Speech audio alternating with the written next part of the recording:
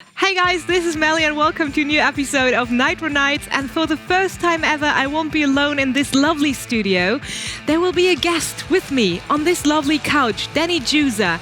And of course, Tom Deacon will have a look on the past weekend in his fabulous Newsflash. And besides that, we have two hot topics for you, the eNascar Coca Cola iRacing series and of course, the release of Formula One 2020.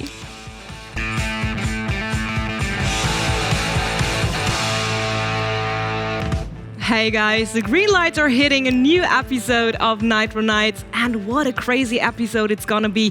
So stay tuned, it's gonna be very, very interesting. We have a lot of hot topics to discuss, and above it all, our very first studio guest here on site, Danny Giusa, and of course the Formula One 2020 release. But before we jump too far ahead of ourselves, let's have a closer look on the last weekend, and who's better suited to bring you the Newsflash than our fabulous Tom Deacon.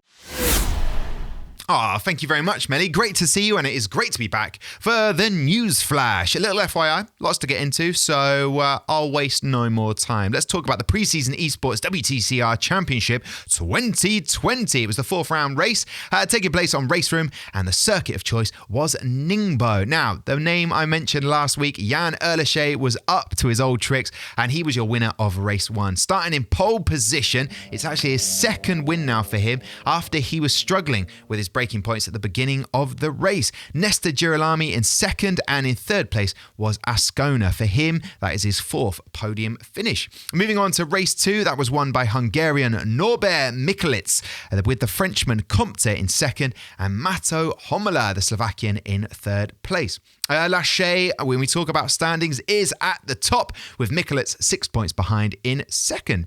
The next race is on July the 12th in Macau with two races to go. Things are definitely hotting up there. But swiftly moving on to real race. The third round at the Nürburgring was a nighttime race. As if it wasn't already difficult enough. Well, this man made it look very easy, and that is Kamil Palowski. He was your winner, starting in pole position to win. He also had the fastest lap in the race, and second place driver Arthur Camara crossing the line 9 seconds behind.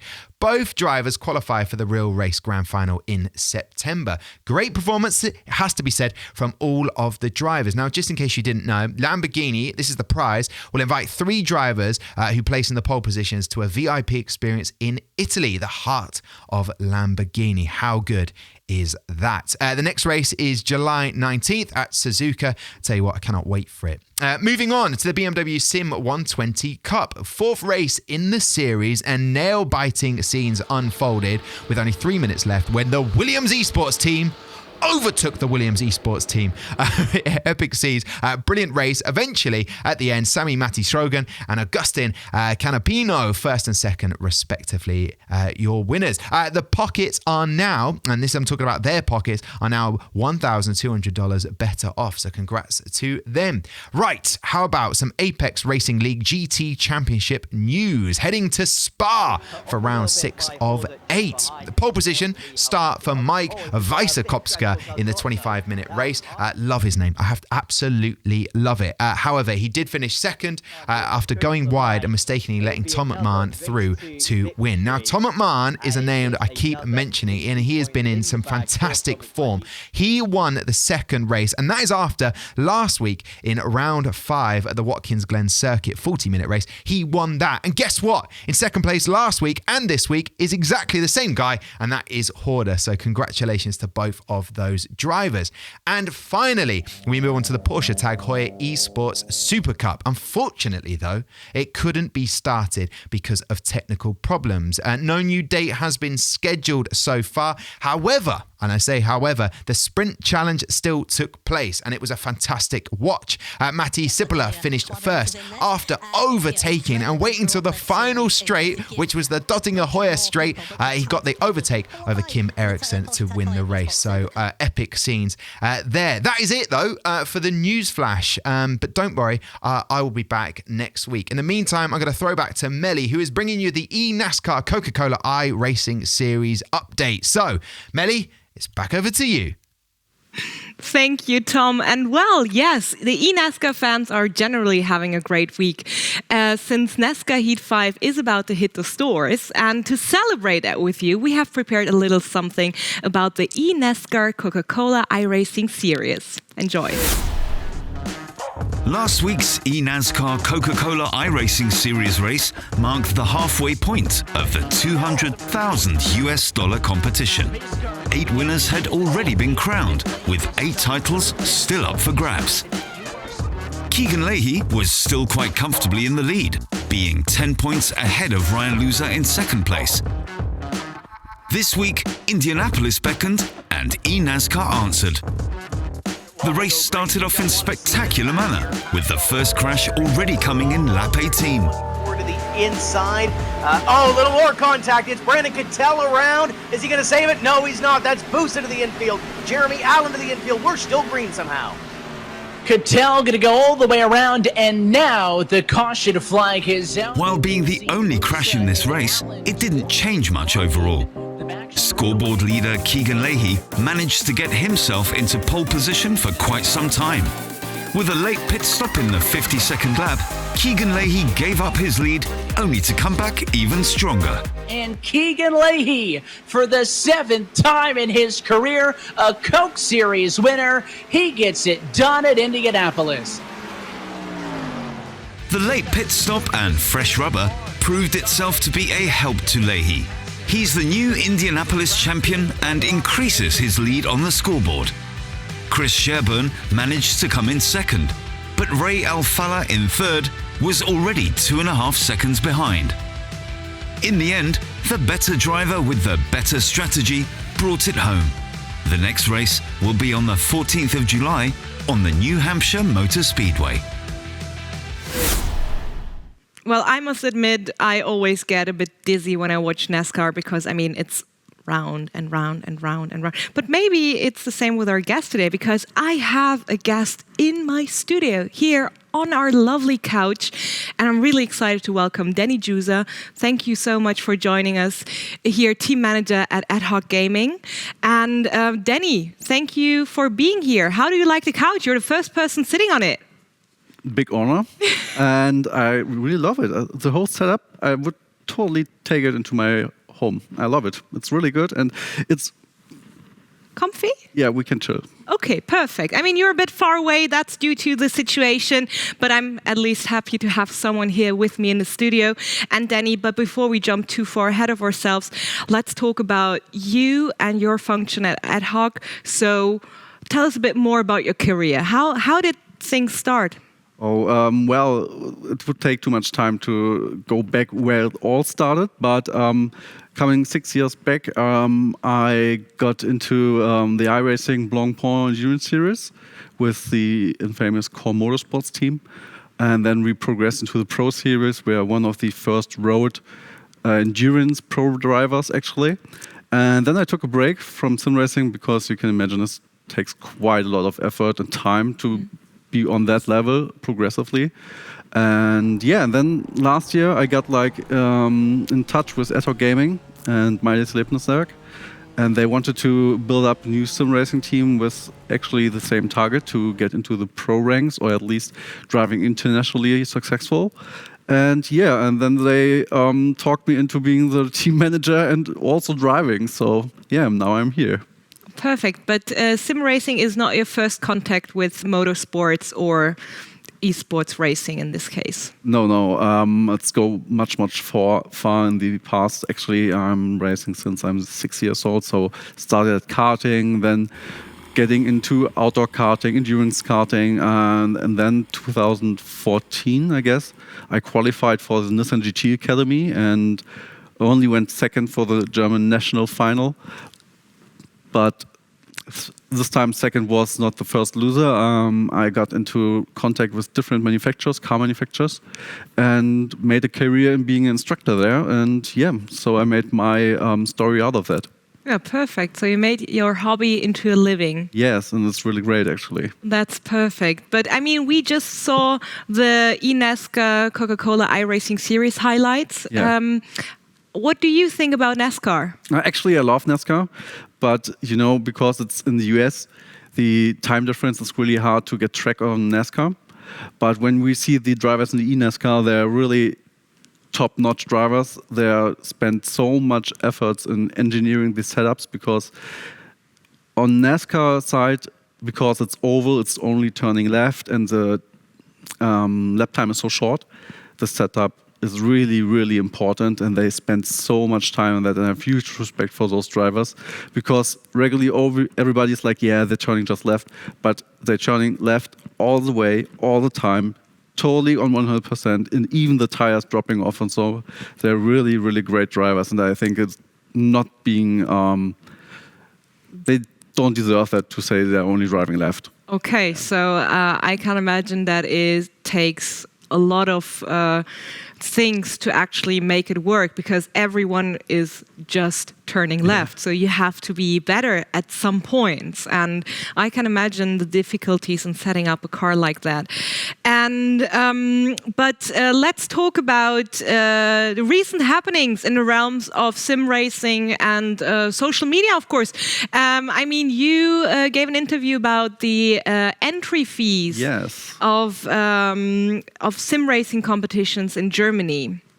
So there was also a little change in the past that happened in the news past, and I mean, could you explain this problem a little more detailed to us? Like, where is the problem with entry fees, and what is your position on that? So basically, I would start at the main difference. So every esport that is out there and you can compete in it is for free. League of Legends, Counter-Strike, it's all for free. You get into that when you're good and you get to pro level. So, and actually, sim racing is such a niche compared to every other esport that the entry fee or the entry level should be easily accessible, and it should not be paid to something to take part in a pro series. And if you put more and more stuff in front of pro series, you will turn off the people which want to be pros, because they have they need to do such an effort to actually get there, and then they need to have money to get there. And then we relate to real motorsports where only people can go to when they have really much money to burn. And then we destroy the whole sport actually, because nobody can afford to buy maybe like a 5,000-6,000 euro rig, and then also needs to pay yearly or half a year 300 to 500 euros to take part in the championship. That's true. So esports racing should be free because the entry level should be held as low as possible. Yeah, of course. Yeah. Because when you see like Formula 1 2019, 2020, those are actually the entry titles or Gran Turismo for sim racing, because people get into there, they have a PlayStation or Xbox, start to play that and find themselves, oh, I like racing. And maybe they want to progress, and then they're buying better hardware. And then they feel like, okay, maybe I want to get more into simulation. Then they buy Assetto Corsa, R-Factor 2, get into iRacing. And then they want to compete.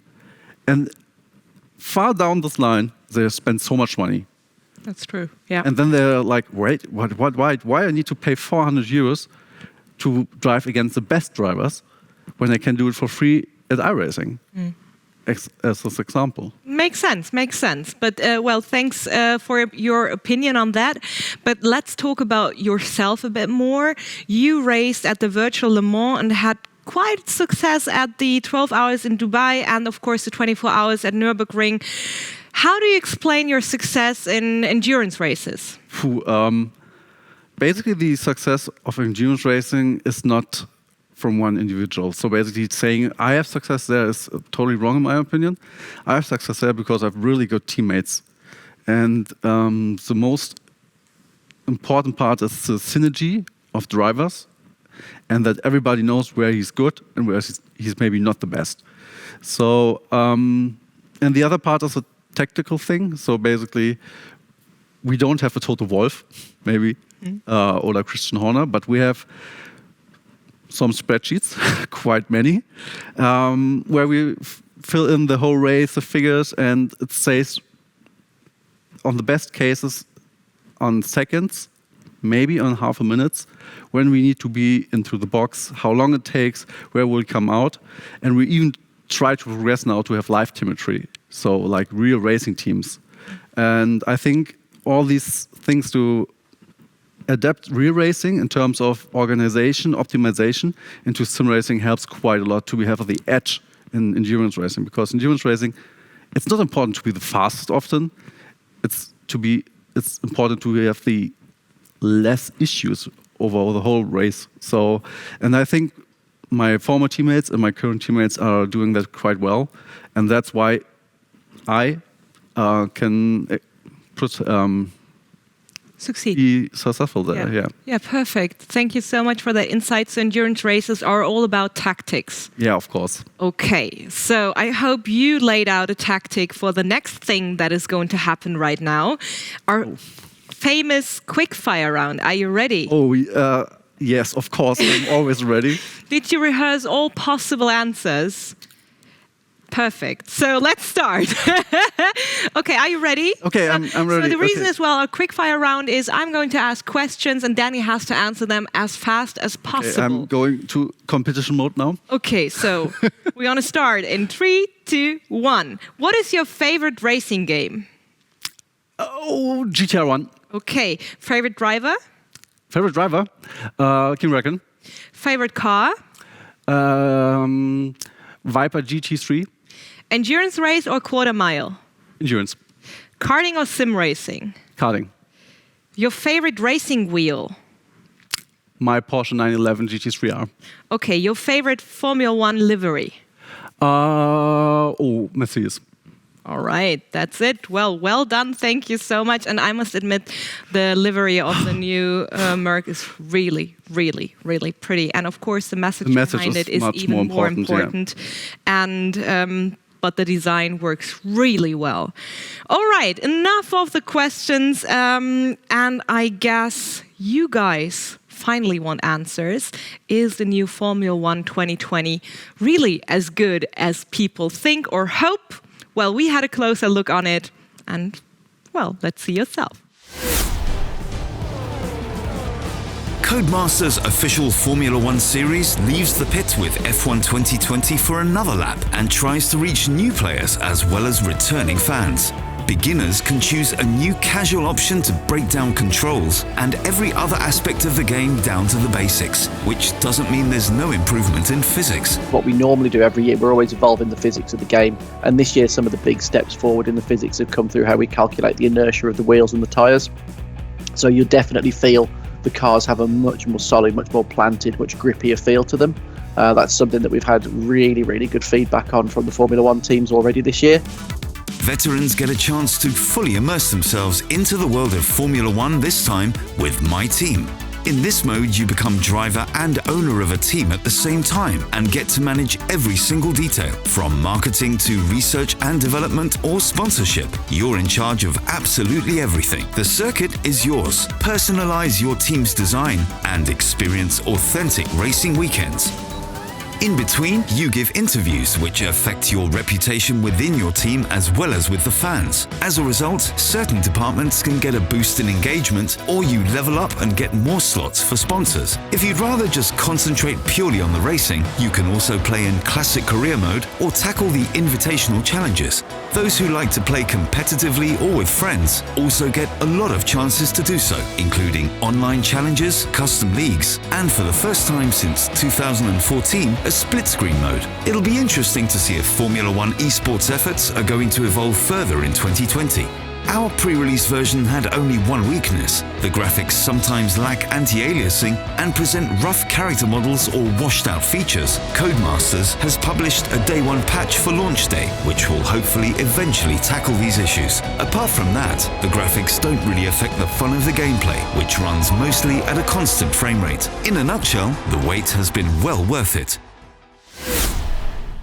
Well, good for us indeed. And well, my guest is still with us in our studio. And Danny, have you already got the chance to play Formula 1 2020? Of course. And how did you like it? I liked it quite a lot. I had the Michael Schumacher edition, so basically from a 90s kid perspective, it's the way to go. Perfect. Yeah. So how do you think, well, what do you think about the My Team feature? Honestly, I love it. Because I'm always like a fan from these mobile games where you can manage your team. And now they achieved something where you can drive when you want to, because you can also simulate the races. But then you can do all the stuff behind of Formula 1 racing. You can do research and development department. You can do marketing. You can driver management. All these things, and you can also plan the schedule of the team where they have like different activities which benefit the team or the drivers or the research and development department. It's so many deep things that you can do. It's at first totally overwhelming, but when you get your head around, it's awesome. I mean, usually games like this or even simulations like this are only revolving around the car. And now you have like a holistic overview of the happenings in motorsports. Is it realistic, actually? Don't know, maybe I get the chance to be a team manager soon. But actually, there like what I said, the schedule of the racing, and you can plan marketing events and so on. I think that's a nice overview of all the different perspectives of a team, not only team manager actually.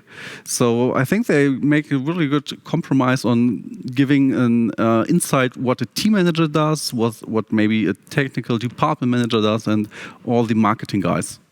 All right. So how do you feel about the game altogether? Does it need more realism, or do you think it's the perfect balance between a simulation and an arcade? From my limited testing time, which I had, as around 3 to 4 hours in multiplayer with my teammates, it's actually quite difficult when you tune everything off. So basically when you don't have any helps at all. So then you need to have really good throttle control. When you put like medium traction control on, it's quite easy, but still a lot of fun. I think it's a really good compromise on being a simulation tagged together with the arcade style. And what we already saw in the months is you have a completely beginner mode. So I think they made a good package all around to get everybody involved. So pro sim racing drivers and also fans of the series or fans of Formula 1. What do you think about Zandvoort and Hanoi? So actually, I saw the onboards from Zandvoort, where Max Verstappen already drove with a 2018 car. I think from the fan perspective, it's an insane circuit because they will drive like 270 kph to some of the corners, which is mind-boggling. But Hanoi is, for me personally, like these unloved Hermann Tilke tracks. It's like artificial. There's no story behind. I tested yesterday. It was like there's no flow for me personally. But I think I need to, sometimes when it's new and different, you need to get your head around and then try again, and then sometimes it clicks and then it's really good. And do you think that it could be a track that you could love? I personally have my problems with the new tracks. I love the traditional tracks like Monza, Spa, Hockenheim,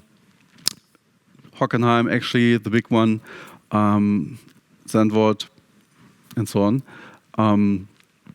But you need to love a track to be really good there. So basically, I need to find a love relationship with this track. Okay, so sticking with Formula 1, the esports racers, Charles Leclerc and Lando Norris, have both made it onto the podium, onto the real podium, of the real podium past weekend. Why do you think they made the podium?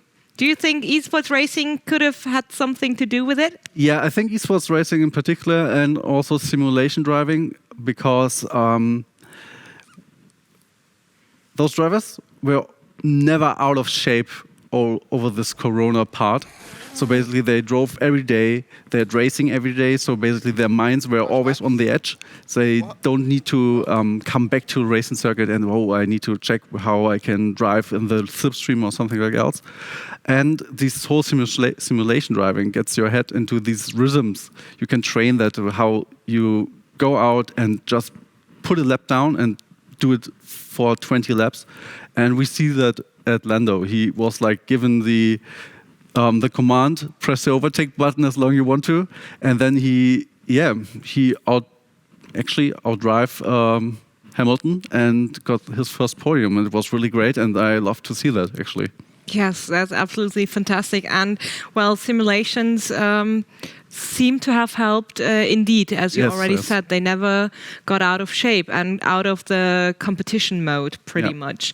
And well, Danny, thank you so much so far, but we're not done just yet. We still have a lovely segment waiting for us, because from Formula 1 2020 and the new My Team feature over to My Team in our social showroom, let's have a closer look on the very first tweet of tonight. And it is by Matt Sim Racer. Overtake, great to see growing communities for sim racing. Danny, what is your take on it? Yeah, I love that actually. He's 100% true, right? I really love the approach of Overtake GG because it shows the driver behind the actual virtual racing car.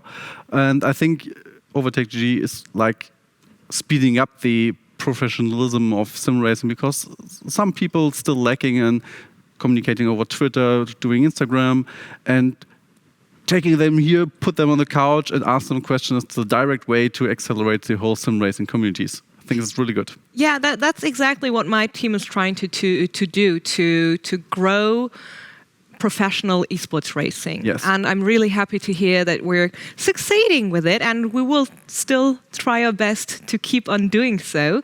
But Danny, let's head over to our next tweet of the night, which is actually commented by you. Yes. So, Overtake, why does the umbrella organization for racing in Germany charge fees for its racing championship? So we reached out for an explanation from Nürburgring esports managing director Sascha Mönig, which you can also read. So head over on Twitter later on and check that out. His answer was, I want to set new standards in terms of live stream quality with our production. And you answered it. Yeah, I just gave you an example of one of the 3 summer cups of the DMSB Summer Cup, actually, and it shouldn't be like salty or something like that. Just shows what they understand as their production value. And for me personally, I can understand what he's coming from, because I know some people over there and we're really doing it with passion and really want to accelerate also like Overtake GG, the sim racing community. But the problem with this statement is that sim racers will look up to RaceSport over here and will say, look, these standards are better, they are higher, so what we should pay for. So maybe they're missing the point kind of that the production value in esports and of course esports racing is already fairly high. Yeah, I think they're just looking locally, comparing themselves to other German national leagues. And therefore, they're really good. They're actually top-notch. But esports is international, so maybe broaden the horizon. Maybe we can help to make things better. So let's have a closer look on our next tweet, because we had another answer to that tweet as well. Austin Smith answered, a season entry fee can make sense if you're struggling with people showing up once they realize that they're no longer in a championship fight. An issue plaguing league racing for ages. That being said, €28 is still way too much. Single digits are acceptable. So I can totally sign his argument, because that's really an issue in private leagues, that people dropping out when they're not successful enough and something like that. And when you ask for entry fees, they see they paid the money. So basically they will stick to the series, especially you have prize money also. So maybe they can be lucky sometimes and get some prize money back. So they will stay longer and more competitive. And the only thing is that the €28 are not the entry fee, they're just like the fee for the sim racing license. All right. So we already talked in this episode about the entry fees and everything. So from your point of view, I can totally understand, because I mean, even in amateur structures, in traditional sports, you have entry fees for competitions. Yeah. And it makes sense to have them indeed, Of course. but they should be adjusted. Yeah, of course. And sometimes when you see, like, I refer now to karting, because the DMSB is like handling sim racing under motorsports. In karting, you need to rent a track. You need to rent a doctor. You need to rent marshal posts and marshals and so on. You have like really high costs for the race actually. And in sim racing, except for the broadcasting and the iRacing hosting, which is not actually expensive, you don't have any costs at all. But they do it like a professional company. So basically they have like costs of the persons in the service. All right. So we're not done just yet with our social showroom. There's another tweet waiting for us by Lando Norris. Can't believe I went from a full-time Twitch streamer to third youngest ever F1 podium finisher in a matter of days. Yeah, it's awesome. And that's true. Yeah, it's totally true. That's why it's so funny. Even Twitch congratulated him for being the fastest Twitch streamer out there. So, and I mean, we had a perfect answer to that as well. Well, another approach. I went from carrying my team in Call of Duty to carrying my champagne in Formula One. Yeah, just get a wheel and get into Formula One. And I mean, Call of Duty, the guys played Call of Duty together, right? Yeah. He played with Charles and Pierre Gasly and so on. So basically, they're just young guys which want to have fun when outside of racing. So it's really cool. All right. So final tweet of the day. Well, actually a Reddit post. I can see myself totally in, let's say, 50 years. Having the same setup, being in the same age range with that lovely setup. So I found out today that my grandpa ordered a better gaming rig than myself and any of my friends. Well, that's a nice flex. Yeah, that's really a nice flex, and I totally love that because the picture of the dog driving the van. Yeah. It's really a great picture at all. That's perfect. I mean, I love to see that gaming and also simulations, are like not only stuck in one generation. No, of course not. But bring a lot of generations together. Yeah, that's really great actually, because it's all about racing, and the racing of real motorsports and the racing of sim racing is totally the same, because it's cars, drivers behind wheels and going head to head each other. That's perfect. And there is no age. Matter isn't an age. Age isn't a matter. So, guys, you see, I'm starting to struggle, which means we're reaching the end of our show. But before we close things off, I just wanted to take time and say thank you to our first ever guest on this lovely couch. Yeah, Danny, thank you so much for being with us in our studio. I hope you enjoyed it as much as I did. And guys, it is time to say goodbye and good night. Thank you so much for tuning in. Don't forget to push that subscribe button and leave a comment if you liked today's episode. And of course, shoot your tweets and messages over to us. We read them all, and maybe you'll be featured in our next social showroom. Who knows? I'm looking forward to it, and I can't wait to welcome you back for the next episode of NitroNights. Bye.